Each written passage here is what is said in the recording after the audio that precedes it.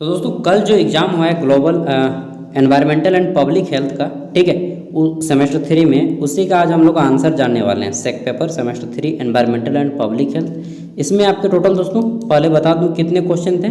40 question थे, ठीक है, और आपके 10 मार्क्स था इंटरनल एग्जाम ना। कुल मिला के आपका कितना हो जाता है 50 मार्क्स। और इसको क्वालिफाई करने के लिए आपको लाना होगा इन दोनों को जोड़ के, इंटरनल और एक्सटर्नल दोनों को जोड़ के। अगर आप इसमें 20 मार्क्स लेते आते हैं, ठीक है, उधर कॉलेज वाला 10 और इधर वाला आपका 40 एक्सटर्नल, दोनों में अगर जोड़ के अगर आप 20 नंबर लेते हैं मेरे भाई, ठीक है दोस्त, बॉयज़ एंड गर्ल्स, तो आप इसमें पास हो जाएंगे। लेकिन 20 से कम नंबर आ गया तो फिर आप लटक जाएंगे एग्ज़ाम में। चलिए देख लेते हैं आंसर किस किस टाइप के और कितने कितने सही हुए आपके, मैच करते जाइएगा, ठीक है। तो देखिएगा यहाँ पे हमारा पहला क्वेश्चन था कि भारत में वन संरक्षण अधिनियम किस वर्ष लागू हुआ। जो लोग इंग्लिश में वो इंग्लिश में पढ़ते जाएंगे। In which year the forest conservation act come into force in India. तो राइट आंसर हो जाएगा दोस्तों ये कितना अक्टूबर था 1980, ठीक है, तो अक्टूबर 1980 में था। ऑप्शन है इसका राइट आंसर हो जाएगा। चलिए देखते हैं नेक्स्ट क्वेश्चन। तो हमारा क्वेश्चन नंबर 2 है शून्य अपशिष्ट प्रबंधन है, ठीक है दोस्तों। तो जीरो वेस्ट मैनेजमेंट है, कौन सा है। तो शून्य अपशिष्ट प्रबंधन कचरा स्रोत पर कचरे का पृथक्करण, ये तो है जी। प्रत्येक प्रकार के लिए अलग अलग संग्रह, ये भी है। आगे देख लेते हैं। तो सभी गतिविधियों में समुदाय की भागीदारी, ये भी है। यानी कि राइट आंसर हो जाएगा उपरोक्त सभी, ठीक है दोस्तों, ऑल ऑफ दीज। और मैं बता दूं ऑल ऑफ दीज इसे सरकारी ऑप्शन बोला जाता है। क्यों? क्योंकि यह आपका मैक्सिमम केसेस में सही होता है, ठीक है, उपरोक्त सभी मैक्सिमम केसेस में सही होता है। आगे देखते हैं हमारा तीसरा क्वेश्चन। पूछा गया है कि निम्नलिखित में से कौन सी ऊर्जा बायोमास में सबसे अधिक उपयोग की जाती है। तो दोस्तों बायोमास में सबसे अधिक उपयोग किसका किया जाता है। राइट आंसर हो जाएगा आपका सोलर ऊर्जा का, ठीक है। यानी कि हम लोग जो सौर सेल लगाते हैं ना, इसी का सबसे ज़्यादा बायोमास में उपयोग किया जाता है। चलिए देख लेते हैं आगे क्वेश्चन। हमारा क्वेश्चन नंबर 3 है के बाद 4 है, हाँ 4 नंबर, कि CO कार्बन मोनोऑक्साइड के वातावरण में रहना किस लिए खतरनाक है। तो दोस्तों अरे यार अचानक से कभी नहीं कहते सुन, उसी तरह से मेरे कान में हो रहा है सुन। चलिए कोई बात नहीं। तो कार्बन मोनोऑक्साइड दोस्तों CO बोला जाता है इसको शॉर्ट में। वातावरण में रहना हमारे लिए खतरनाक है। क्यों? क्योंकि यह जो है हमें हीमोग्लोबिन में ब्लड का लेवल, ऑक्सीजन का लेवल कम कर देता है हमारे ब्लड में, ठीक है। तो राइट आंसर क्या हो जाएगा, हीमोग्लोबिन के साथ मिलकर उसे ऑक्सीजन अवशोषित करने में असमर्थ बना देता है, ठीक है। डी नंबर हो जाएगा 4 का डी। 5 नंबर है निम्नलिखित में से किसने एजेंडा 21 अपनाया। दोस्तों प्रथम पृथ्वी शिखर सम्मेलन 1992 ईस्वी में रियो डी जेनेरियो था, ब्राजील देश में, ठीक है। यहीं पे जो है प्रथम शिखर सम्मेलन और एजेंडा 21 को अपनाया गया। इसका मतलब क्या है मालूम है, 21वीं शताब्दी।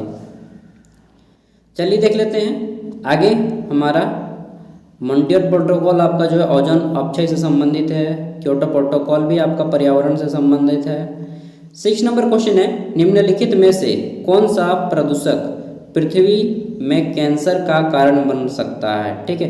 तो कौन सा प्रदूषक पृथ्वी में कैंसर का कारण बन सकता है दोस्तों, ओजोन अपक्षय पृथ्वी में कैंसर का कारण बन सकता है। इसी को हम लोग बोलते हैं स्किन डिजीज, ठीक है।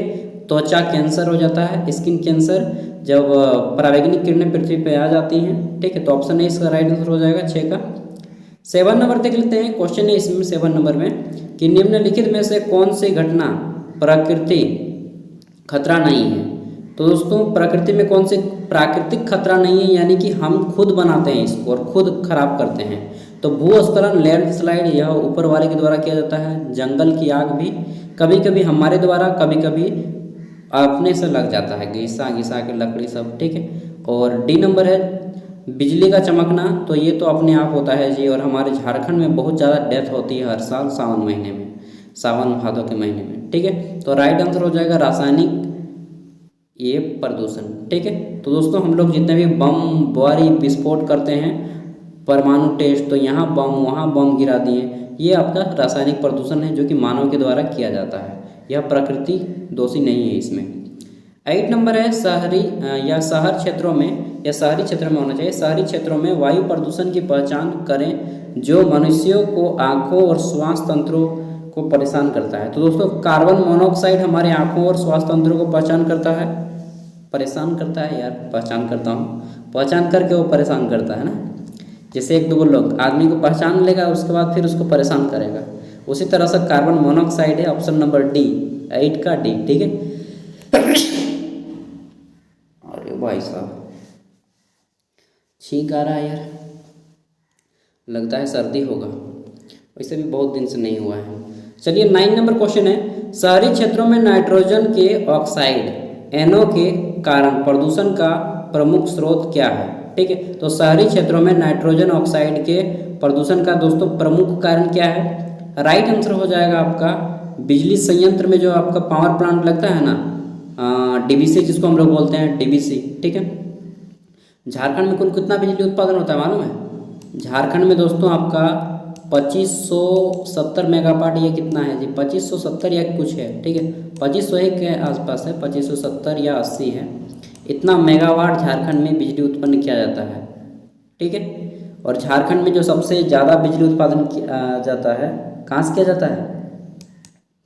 DBC से, दामोदर वैली कारपोरेशन से, दामोदर घाटी निगम से, ठीक है। और इसके तहत बनाया गया प्रथम बांध था आपका तिलैया बांध, जो कि कोडरमा जिला में है, बराकर नदी पर। अगर आप लोग झारखंड के गवर्नमेंट जॉब की एग्ज़ाम की तैयारी करते हैं दोस्तों, तो आप हमारे दूसरे चैनल सागर साहु पे आ जाइए, वहाँ पे आपको वैकेंसी अपडेट और आपको इम्पोर्टेंट क्वेश्चन वगैरह भी दी जाती है। 10वां क्वेश्चन है हमारा, संक्रामक रोगों का दूसरा नाम क्या है? तो दोस्तों संक्रामक रोगों को हम लोग बोलते हैं संचारी रोग, कम्युनिकेबल डिजीज, ठीक है। संक्रामक रोगों को संचारी रोग बोलते हैं, कम्युनिकेबल डिजीज बोलते हैं। नेक्स्ट देखते हैं हमारा 11 नंबर क्वेश्चन, पूछा गया है वर्मी कंपोस्ट किसके द्वारा की जाती है? तो दोस्तों वर्मी कंपोस्ट, ठीक है, यह केंचुआओं के द्वारा की जाती है, जिसको हम लोग ठेठ भाषा में जोंगटी भी बोलते हैं, ठीक है। और इंग्लिश में अर्थवॉर्म बोलते हैं। यहाँ पे देखिए केवल वॉर्म लिखा है और हिंदी में कीट दिख दिया है। कीट तो गलत होगा भाई, केंचुआ दीजिए, चाहे जोंगटी दीजिए चाहे अर्थवॉर्म दीजिए यार, सी नंबर हो जाएगा, ठीक है, वॉर्म। अगला है पशु जो रात में सक्रिय होते हैं तो उसे निशाचर बोलते हैं, ठीक है। रात का अर्थ होता है निशा, किसी लड़की का भी नाम हो सकता है भाई आप में से, ठीक है।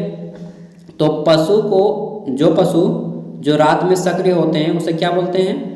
निशाचर। उसमें उल्लू भी आएगा आपका, चूहा भी आएगा, तिलचट्टा भी आएगा और कुछ जीव जैसे कि भेड़िया हो गया, भेड़िया अक्सर रात में ही घूम बुलता है, ठीक है। उसके बाद आपका सियार हो गया, सियार समझते हैं ना। तो ये सारे कुछ जीव हैं और ऑप्शन राइट आंसर हो जाएगा उपरोक्त सभी, 12 का डी। आगे देख लेते हैं नेक्स्ट क्वेश्चन है हमारा, निम्नलिखित में से कौन जो समस्या ध्वनि प्रदूषण से उत्पन्न नहीं होती, ठीक है। निम्नलिखित में से कौन सी समस्या जो है ध्वनि प्रदूषण से उत्पन्न नहीं होती है? राइट आंसर क्या हो जाएगा? ध्वनि प्रदूषण से उत्पन्न नहीं होती है दस्त। हाँ, दस्त ध्वनि प्रदूषण से कोई मतलब ही नहीं है। आप यदि किसी पार्टी वगैरह में गए हैं, कहीं पे बाराती वगैरह में, चाहे किसी का दोस्त का है बर्थडे वगैरह में, तो कचकचा के पेट भर के खा लिए, वहीं पे जो आपको अनपच कर दिया, फिर आप लोग बाथरूम दौड़ने लगे, ले दे भाई, उसी को दस्त बोलते हैं, समझिए। और हम लोग और एक इसको वर्ड नाम देते हैं लूज मोशन, ठीक है, इसको लूज मोशन हो गया है। और पेचिस भी बोलते हैं कभी कभी। और जब ज़्यादा मात्रा में होने लगे, ठीक है, तो आपको पानी की कमी हो जाती है, पानी वगैरह चढ़ाना पड़ जाता है, या फिर ग्लूकोज पानी पीने के लिए बोला जाता है, ठीक है। तो ये जो है आपका ध्वनि प्रदूषण के कारण नहीं होती है। बाकी ध्वनि प्रदूषण के कारण चिड़चिड़ाहट, बहरापन, ठीक है, उच्च रक्तचाप, ये तीनों हो सकते हैं। इसलिए दोस्तों मैं रूम जो लिया हूँ ना, एकदम जंगल एरिया में लिया हूँ, मतलब यहाँ पे एक भी घर नहीं, 1 2 3 गो घर है मात्र। मैं आपको कभी दिखाऊंगा, ठीक है, मात्र 3 गो घर है, तालाब है और सामने जंगल है। क्योंकि मैं पहले शहर में रहा करता था यार, पूरा हमको परेशान हो गया, 3 साल रहे। आगे देखते हैं, क्वेश्चन है हमारे देश में वन महोत्सव किस तिथि को मनाया जाता है? दोस्तों वन महोत्सव का मतलब ये मत समझ लीजिएगा कि विश्व पर्यावरण दिवस तो 5 जून को मनाया जाता है, लेकिन वन महोत्सव जुलाई का प्रथम सप्ताह में मनाया जाता है। यानी कि ऑप्शन डी हो जाएगा, 1 जुलाई से 7 जुलाई तक, ऑप्शन डी, ठीक है, 14 का ऑप्शन डी। नेक्स्ट क्वेश्चन देखते हैं 15 नंबर क्वेश्चन है हमारा, पृथ्वी को सतह का 71% भाग किससे ढका हुआ है? तो दोस्तों हमारी पृथ्वी का 71% भाग 70 पॉइंट कितना परसेंट है, ठीक है। तो ये जो है पूरा का पूरा जल से ढका हुआ है। हमारा पृथ्वी में 3 भाग में 1 भाग पानी है, ठीक है, सॉरी 3 भाग पानी है 1 भाग जमीन है, सब कोई जानता है। तो राइट आंसर हो जाएगा जल। बहुत ही इजी क्वेश्चन आया था। चलिए देख लेते हैं आगे, और कितने क्वेश्चन सही हुए हैं आपके कमेंट में बताइएगा, ताकि हम अनुमान लगा सकें कि आपका स्कोर क्या रहा है, ठीक है। चलिए आगे देख लेते हैं, भारत की प्रमुख नदियों में जल प्रदूषण का सबसे बड़ा स्रोत निम्नलिखित में से कौन सा है? तो दोस्तों भारत की नदियों में जो सबसे बड़ा प्रदूषित नदी कौन सी है? दामोदर है, जो कि हमारे झारखंड राज्य में बहती है, और झारखंड के साथ साथ यह आपके पश्चिम बंगाल में भी बहती है। और उसका मेन कारण है दोस्तों सीवेज, अनउपचारित सीवेज, मतलब कि अपने घर का कचरा सब नदी में बहाओ, ठीक है। नदी में खाओ, मतलब खाओ नहीं, बहाओ, और नदी में बहाओ, खाओ सब कुछ करो और नदी में जाके बहा दो। यही कारण है, मेन रीज़न यार, ठीक है। नदियों में सामने बसा शहर, यही सब होता है, ठीक है। आगे देख लेते हैं, सतत विकास लक्ष्यों को प्राप्त करने के लिए विशिष्ट लक्ष्य रखी गई है। तो सतत विकास लक्ष्यों को प्राप्त करने के लिए दोस्तों एम रखा गया है कब का? इंग्लिश में है sustainable development goal have specific target to be achieved by 2030। अब देखिए कहाँ पे 2030, तो यहाँ पे है 30, ठीक है, इसको 30 मत समझ लीजिएगा यार। आगे देख लेते हैं, नेक्स्ट क्वेश्चन है हमारा यहाँ पे, ऊर्जा के निम्नलिखित ईंधनों में से कौन सा सबसे अधिक पर्यावरण अनुकूल है? तो दोस्तों पर्यावरण के अनुकूल है, यानी कि यह पर्यावरण को क्षति नहीं पहुंचाता है। तो राइट आंसर हो जाएगा CNG, कॉम्प्रेस्ड नेचुरल गैस इसका फुल फॉर्म होता है, CNG बोलते हैं शॉर्ट में, और इसको हिंदी में क्या बोलते हैं? संपीड़ित प्राकृतिक गैस, ठीक है, प्राकृतिक है, समझ रहे हैं। और CNG वाहन भी आजकल आ गए हैं, बहुत सारे गाड़ी भी आ गया है, ठीक है।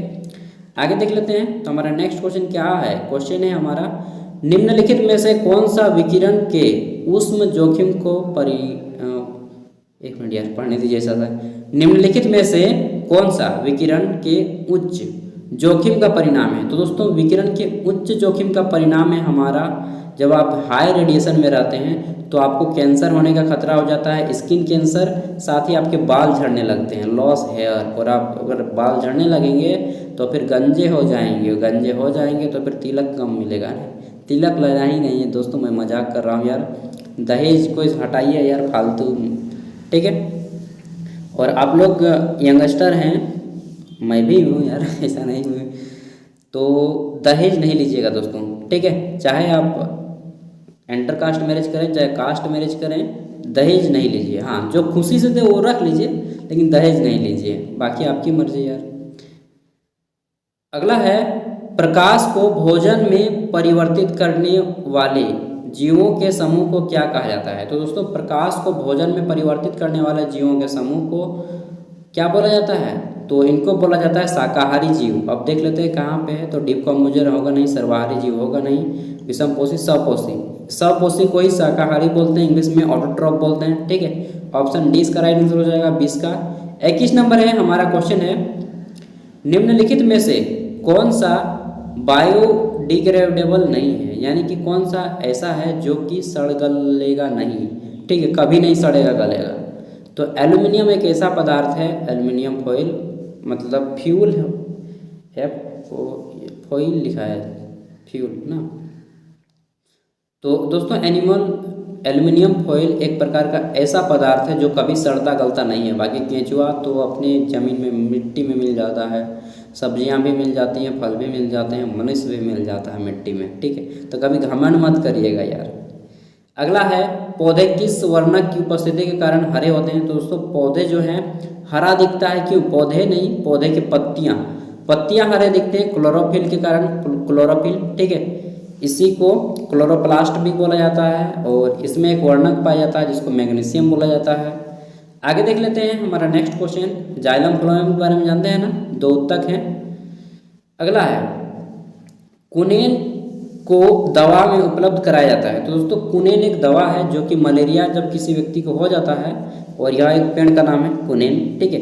उसका अगर छाल को अगर आप क्या करते हैं कि छाल अगर आप उसको छील के पानी में उबाल करके, ठीक है, बस थोड़ा सा पी लीजिएगा या फिर करारा कर लीजिएगा ना, तो आपका जो है मलेरिया चला जाएगा। सिंकोना का पौधा होता है, सिंकोले की छाल से, बार्क ऑफ सिंकोना, यहाँ पे प्लांट सिंकोना लिखा है, ठीक है, ऑप्शन ए।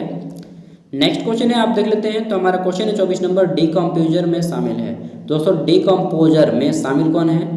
तो डीकम्पोजर उसको बोलते हैं अपघटक को, जो सड़े गले पदार्थों में परिवर्तित कर देते हैं, किसी भी चीज़ को मिट्टी में मिला देते हैं, सूक्ष्म जीवों को, यानी कि जीवाणु हो जाएगा, कवक भी हो जाएगा, यानी कि ऑप्शन डी हो जाएगा, बी एंड सी दोनों, ठीक है।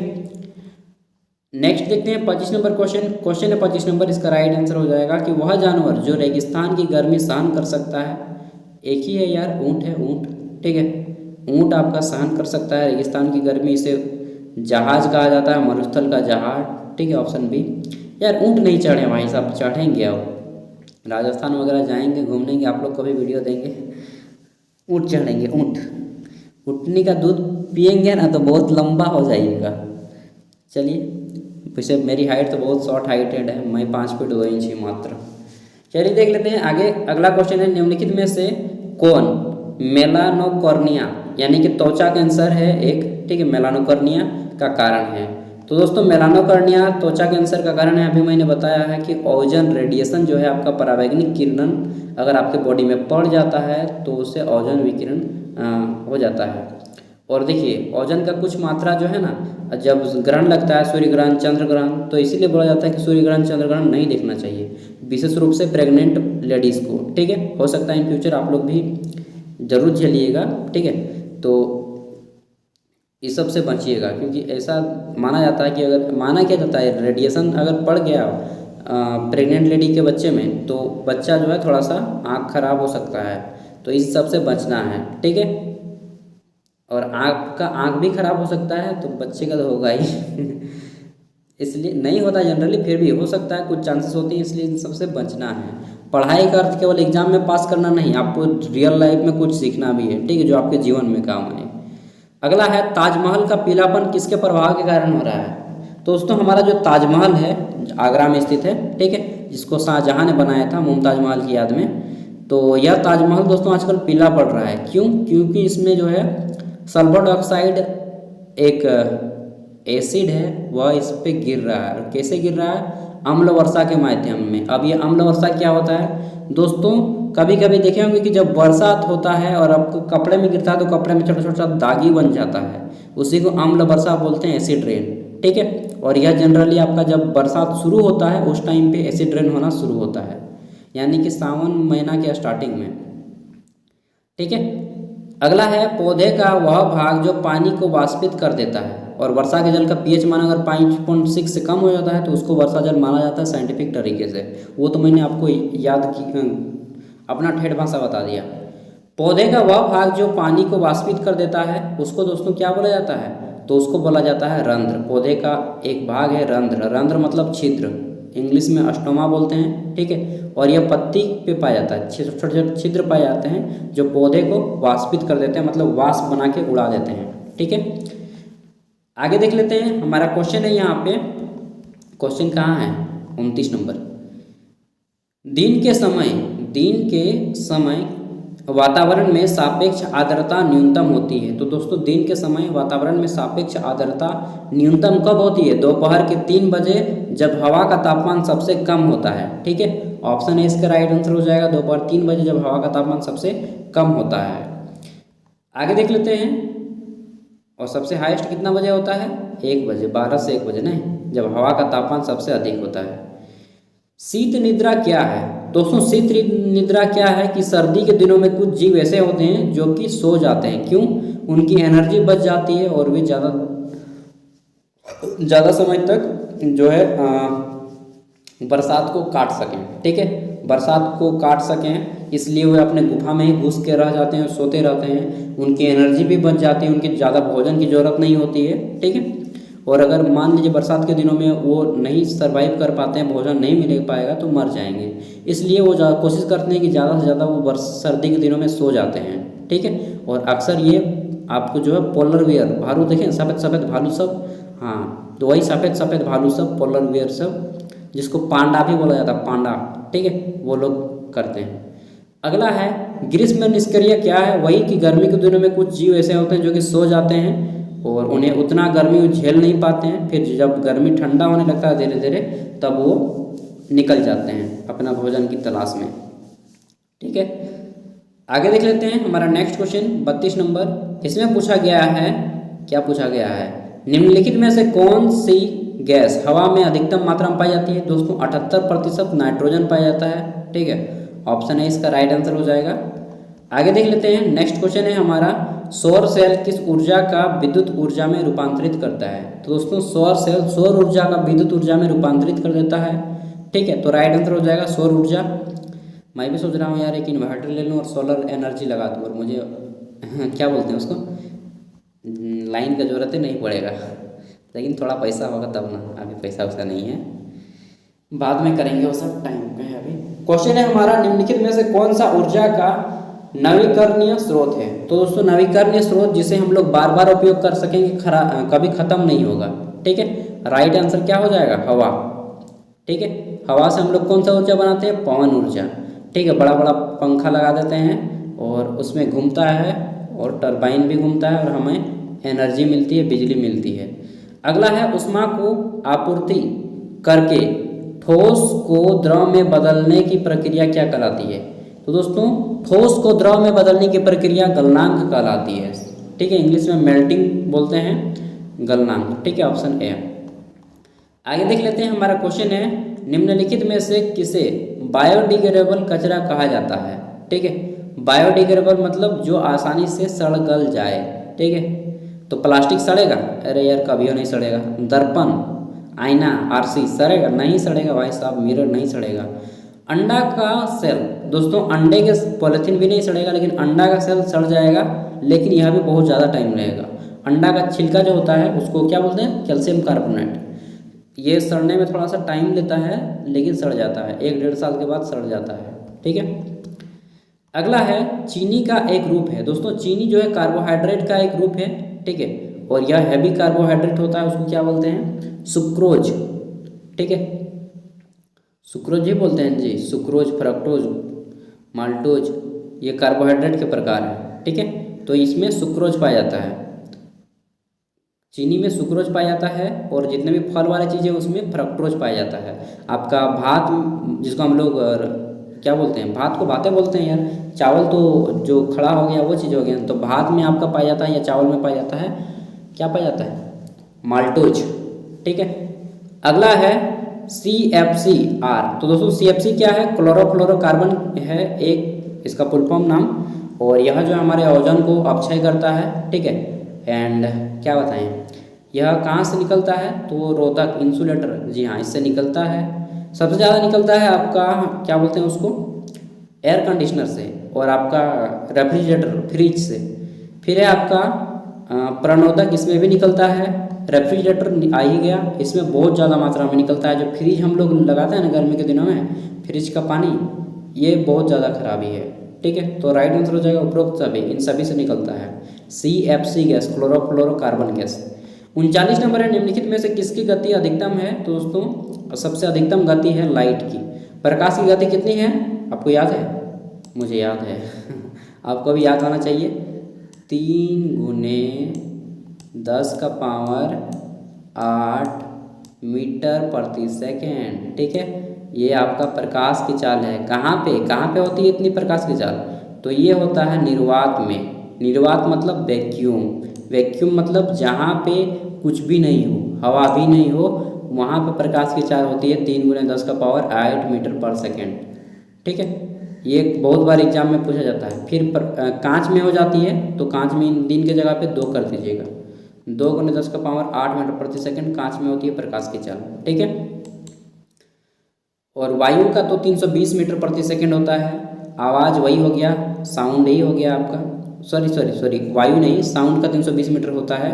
ठीक है, हवा का चेक करना होगा, वायु का चेक करना होता है, 14 किलोमीटर 15 किलोमीटर स्पीड से हवा बहती है। ठीक है, अगला है आपका पानी का बहाव, वाटर करंट, ये सारी चीज़ आ जाएंगी काम में। अंतिम क्वेश्चन है, ओजोन परत में अक्सर जो है खाना खाने के बाद ना झपकी आने लगता है, लेकिन सोना नहीं है, पानी मार के पढ़ना है और आगे बढ़ना है आप लोगों को भी, ठीक है, और मुझे भी। ओजोन परत में उपस्थित है दोस्तों, ओजोन परत में क्या उपस्थित है? ओजोन लेयर, ओजोन परत डैश में उपस्थित है, सॉरी ओजोन परत किस परत में उपस्थित है? तो दोस्तों ओजोन परत जो है जिसको हम लोग समताप मंडल बोलते हैं इंग्लिश में, स्ट्रेटोस्फेयर, यहाँ पे उपस्थित होता है। यहीं पे हवाई जहाज चलता है, इसका तापमान हमेशा समान होता है, ठीक है, इसलिए इसको समताप मंडल भी कहा जाता है। इंग्लिश में स्ट्रेटोस्फेयर बोलते हैं, हिंदी में समताप मंडल है बोलते हैं। सबसे पहला मंडल है हमारा क्षोभ मंडल जिसको ट्रोपोस्फेयर बोला जाता है। उसके बाद स्ट्रेटोस्फेयर, इसको दूसरे नंबर पे है। उसके बाद तीसरा आता है आयन मंडल, ठीक है, जिसको लेनोस्फेयर नहीं, मध्य मंडल, उसके बाद आयन मंडल, फिर बहिर्मंडल, ठीक है। देखिए यार इतना फास्ट बोला फिर भी जा करके 25 से 26 मिनट का वीडियो बन गया। चलिए जो भी है दोस्तों, मेरा भी एग्जाम है सीजीएल का, फिर भी मैं आप लोगों के लिए वीडियो दे रहा हूँ, क्या कीजिएगा, जरूरी है, सबका पढ़ाई जरूरी है। एंड जो भी हो अच्छे से मेहनत कीजिए यार। अगर जो भी चीज़ आप पाना चाहते हैं, बिजनेस करना है तो बिजनेस कीजिए, कोई प्राइवेट जॉब करना है प्राइवेट जॉब कीजिए, जो भी करना है कीजिए, ठीक है। कहीं पे काम करने जाना है जाइए, आराम से जाइए बेझिझक, लेकिन घर पे बैठ के मत रहिएगा कभी भी, घर के बैठ के खाइएगा मत यार। मौत मुझे बहुत बुरा लगता है जब काम करते हैं ना, तो इसमें केवल आपके देश को नहीं, अल्टीमेटली हमारे पूरे फ़ायदा होता है। किसको? पूरे राज्य को फ़ायदा हो जाता है, पूरे देश को फ़ायदा होता है, पूरे विश्व को फ़ायदा होता है अल्टीमेटली। बाकी आपकी मर्ज़ी, कोरी हैं आलसी हैं तो घर में रहिए यार, और नहीं तो अगर आपकी उम्र 21 साल प्लस हो जाती है दोस्तों, अभी तो आपकी उम्र नहीं होगी 21 साल प्लस, जिस दिन 21 साल प्लस हो जाएगी, अगर आप लड़के होंगे तो प्लीज़ डेफिनेटली आप काम करने घर से निकल जाइएगा। नहीं तो घर में ही मिलेगा कोई काम तो घर पे ही कीजिएगा, लेकिन आपने कम से कम खर्चा निकाल लीजिए दोस्त। चाहे आप कितने भी बड़े बाप के बेटे हों, मैं कितने भी धनी आदमी के बेटे हों, और ये तो यही कहूँगा। बाकी आपकी मर्ज़ी, आपका पैर, आपकी कुल्हाड़ी, जहाँ मारना है मार लीजिए। Thank you, bye. एक चीज़ मैं बता दूँ, अगर आप 21 साल की उम्र में कम से कम इतना कमा लीजिएगा कि आप अपने पैरों पे खड़ा हैं, ठीक है, आपको किसी से लेने की ज़रूरत नहीं है, बल्कि आप दे ही देते हैं दूसरे आदमियों को, घर को, अभी 500, 1000 रुपया, 2000, 5000 जितना भी होता है आपसे दे देते हैं, तो आने वाले फ्यूचर में आपको कभी भी पैसे की ज़रूरत नहीं होगी, ठीक है। मतलब 90% संभावना है कि पैसे की ज़रूरत नहीं होगी। इसलिए दोस्तों कभी भी घर पे बैठ के मत रहिएगा, चाहे आप कितने भी पढ़े लिखे हों, हमेशा काम कीजिएगा। Thank you, bye. मैं भी काम करता हूँ यार, बाय।